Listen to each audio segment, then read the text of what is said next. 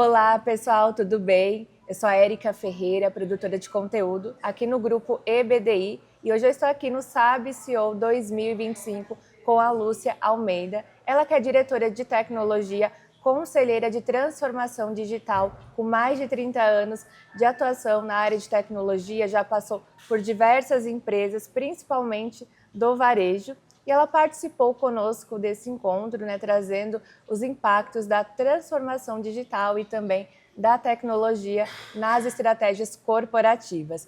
Lúcia, seja muito bem-vinda, é um prazer te receber no SAB CEO 2025. Eu queria iniciar esse bate-papo conhecendo um pouco mais quem é a Lúcia, como que você fez a sua carreira na área de tecnologia há muitos anos atrás, como que foi essa jornada e como que você chegou na posição de diretora de tecnologia. Obrigada, Érica, pelo convite, pela entrevista. O evento está maravilhoso. Eu comecei minha jornada muito cedo, então sou uma apaixonada pela tecnologia desde a minha primeira infância. E na adolescência já vinha estudando e trabalhando na área. Então, quando eu cheguei na faculdade, eu já tinha uma certeza absoluta que eu queria trabalhar com ciência da computação. E ainda muito jovem, numa indústria farmacêutica, apenas 24 anos, me tornei CIO por 10 anos, respondendo para a presidência e para o conselho, onde a gente fez muita transformação em processos e em tecnologia. Quando eu falo transformação, novos sistemas, novos modelos, inclusive construção de uma nova fábrica, a primeira de oncológico, quebra de patente, rastreabilidade de produtos, lei de genérico. Então, foi uma escola muito importante para mim. Depois, eu passei pela América Latina Logística e Camargo Correia. Camargo Correia é uma holding com muitos nichos de negócio. Então, além de engenharia e construção, Alpargatas, Santista, CCR, MBTA, que era táxi aéreo.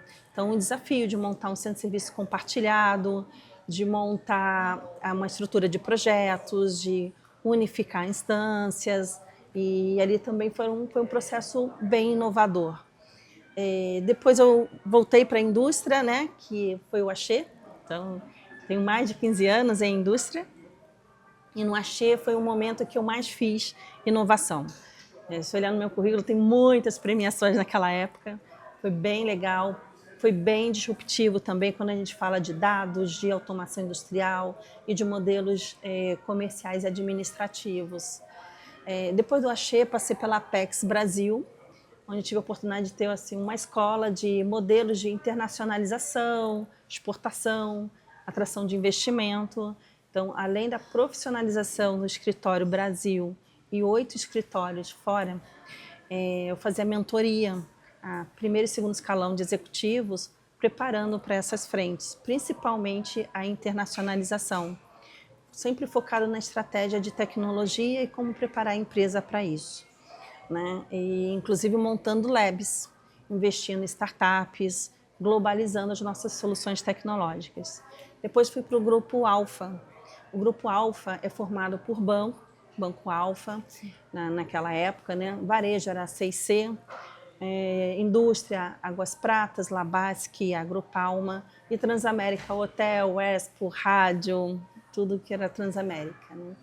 E nesse momento eu também tive essa oportunidade de fazer transformação digital, fazendo 20 anos em 2 anos ali na 6C, criando o Alfa Colab, principalmente para bancos, 6C e Agropalma.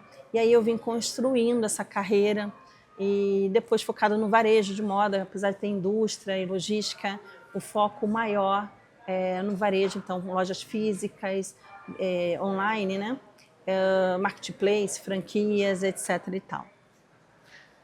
Lúcia, assim, uma carreira super legal e agregadora, E acredito que foram muitos os desafios que você enfrentou, dentro dessa jornada. Hoje a gente vê que, até pelo SAB aqui CEO, nós percebemos que está muito mais claro que tecnologia ela é uma grande aliada na jornada corporativa e que tem, com certeza, feito grandes impactos dentro das organizações. O que você acha assim, que mudou em relação a essa visão nesses últimos anos? Como que você acha que tecnologia começou a fazer cada vez mais parte das estratégias Até em uma das entrevistas que a gente teve ali no Sabe CEO, a gente ouviu muito sobre tecnologia ainda não está no conselho. E na sua fala que você falou muito de reporte já diretamente para presidentes, para a parte estratégica da organização. Como que você vê essa evolução e essa importância da TI dentro dos negócios? Por muitos anos, a maior parte das empresas, a área de tecnologia, reportava para um diretor financeiro, né? Eu tive a oportunidade de responder direto para a presidente desde o início. Isso faz toda a diferença. A tecnologia não pode ser vista só como um custo ou uma necessidade, muito menos um simples prestador de serviço, né? No passado isso até fazia sentido, mas hoje, como ela impulsiona e reposiciona o negócio, ela precisa estar inserida na estratégia da empresa. Estratégia mesmo, tendo um norte do conselho, por isso que cada vez mais posições de conselho focado em transformação digital, e essas diretrizes são fundamentais, a apropriação delas, com esse olhar mais profundo. O próprio CEO, ele precisa incorporar seu protagonista junto com o CIO, definindo quais são as grandes metas de curto, médio e longo prazo. Em cima do planejamento estratégico da empresa, já ter essa estratégia de tecnologia definida. Qual vai ser o portfólio, o que a gente vai fazer no primeiro ano, no segundo e no terceiro, envolvendo todas as outras áreas, então, dependendo do tamanho da empresa, mas envolvendo todo o primeiro escalão, isso permeando também para outros níveis da companhia, até o mais simples colaborador. Precisa ter uma organização, quais são as iniciativas, pode ser não só de reposicionamento de mercado, aumento de receita, eficiência operacional, mas o digital, ele precisa estar presente em todas as disciplinas, inclusive em gestão de pessoas, né? E não pode mais ser delegado para uma área de tecnologia ou para um executivo, seja ele de digital, seja executivo de transformação digital, seja o CIO, ele precisa estar incorporado e a empresa toda respirando o negócio, a tecnologia respirando o negócio e o negócio respirando a tecnologia. Lúcia, você também, eu vejo que você, além de participar ativamente das transformações dentro das organizações, você tem um papel também muito importante, né, e social, que é incentivar outras mulheres na carreira de tecnologia. Você faz parte hoje do MCIOs, que é uma grande comunidade, né, com diversas mulheres que inclusive participam também dos nossos encontros. E para você, como que tem sido essa jornada, né, de motivar e incentivar outras meninas na área de tecnologia? Olha, tem sido incrível. Nós sempre fomos uma minoria. Nesse longo dos 30 anos, víamos muito poucas em eventos, apresentando cases. Como amigas, a gente se reunia e trocava bastante experiência. Fomos crescendo e chegou o momento da gente criar uma organização oficial para o desenvolvimento das mulheres nessa jornada de liderança, para se firmar como CIO, até mesmo crescer profissionalmente ou se tornar empreendedora, né? Então, a gente criou essa organização e nós mesmos damos as mentorias, treinamento, temos vários parceiros. É muito importante a gente dizer que é um grupo de inclusão, então não trabalhamos só mulheres, é preferencialmente mulheres, mas todo o programa que a gente faz, palestras e eventos, principalmente as publicações, a gente deixa aberto para todo mundo, a gente tem esse olhar de inclusão, né? E tem sido bem legal porque, como no passado éramos tão poucas, hoje a gente tem eventos que tem uma participação de 30%, 40%, inclusive a presença nas premiações, né? Antes éramos tão poucas, então poucas mulheres ganhando premiação.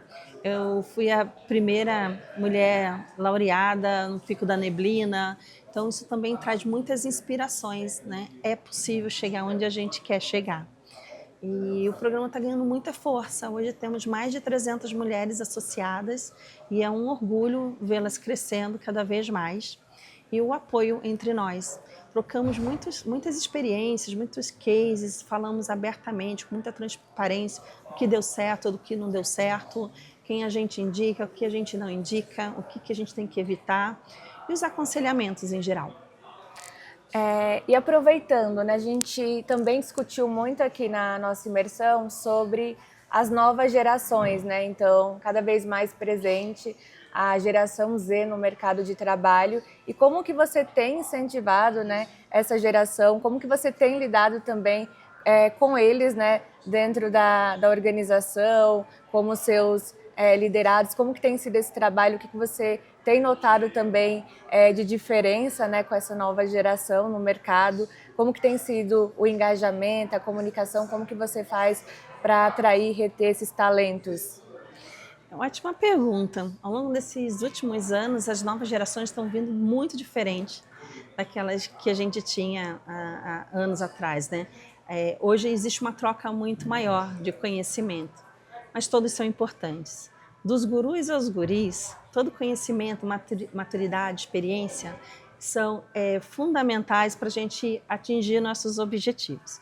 E aí, com todo respeito, criar esse ambiente de muita sinergia, de muita integração, entender um mindset que é diferente, não é certo nem errado, ele simplesmente é diferente. As ansiedades, ambições, a forma de aprender, a forma de entregar, o que eles querem como crescimento profissional, e não obrigatoriamente é uma liderança, mas sim o quanto eles estão agregando valor com aquilo que ele faz. Então são interesses diferentes, mas o ambiente ele precisa ser muito bom, bem administrado, no que a gente fala de clima organizacional.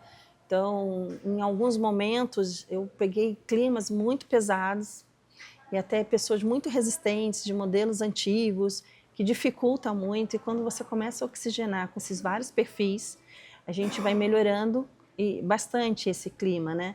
E aí, quando eu falo clima, isso vem com entregas de projetos, vem com entregas de novos processos, nova governança, e aí isso se transforma também na satisfação dos usuários, né? No nosso NPS, você vê que vão atingindo os números melhores. Tudo isso é resultado, né? Quando a gente está feliz, a gente está trabalhando bem, eu acho que tudo isso vem muito mais fácil.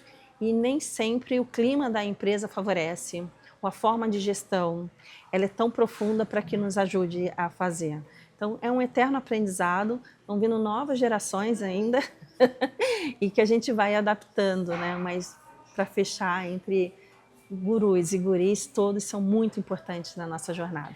Bom, o tema de inteligência artificial foi muito explorado durante esses 3 dias de encontro. Nós falamos de diversas aplicabilidades da IA e eu queria, né, Lúcia, ter um pouco da tua visão em relação à inteligência artificial. Para 2025, o que você acha que vai ter de oportunidade e de que forma que as empresas podem explorar a inteligência artificial para impulsionar ainda mais as estratégias corporativas? A inteligência artificial vem ao longo dos anos aprimorando bastante os nossos processos, né? E tem mudado efetivamente o nosso comportamento no mercado, como pessoa, né? Como a gente se relaciona com o mundo, principalmente depois da pandemia. E agora, tecnologicamente, com o avanço que a gente teve, 2025 tem muitas promessas. A gente entender e personalizar nosso comportamento no varejo, né? Dos nossos clientes com nível de profundidade maior, mas também com reposicionamentos, e eu acho que vai trazer não só melhorias em uma série de processos, mas para uma tecnologia mais humanizada. A gente vem de uma geração totalmente digital, né? E a gente vai elevar o nível intelectual.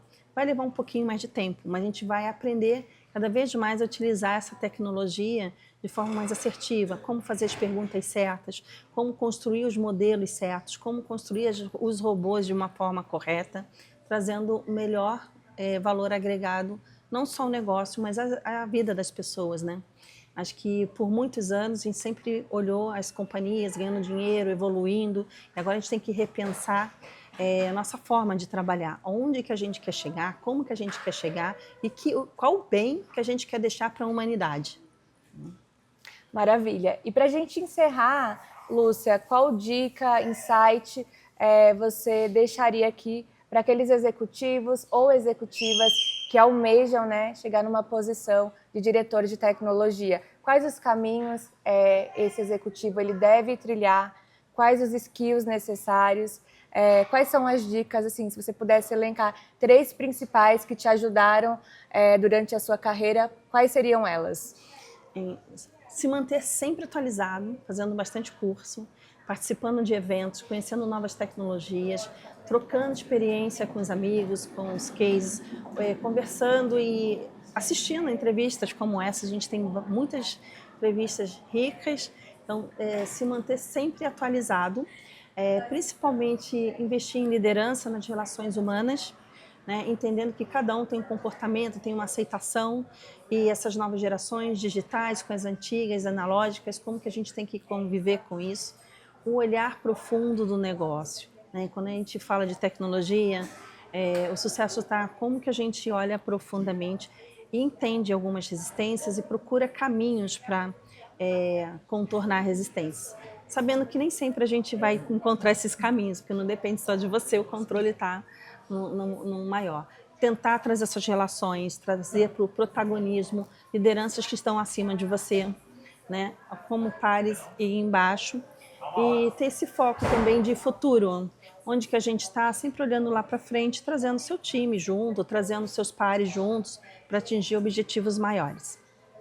Maravilha, Lúcia. Muito obrigada pela sua participação, por todos os insights aqui compartilhados. Com certeza vai inspirar muitos executivos que estão buscando, né, uma jornada de evolução. Espero contar contigo em outras oportunidades aqui do Grupo EBDI e parabéns pela trajetória. Obrigada, Érica. Foi um prazer conversar aqui com você, viu?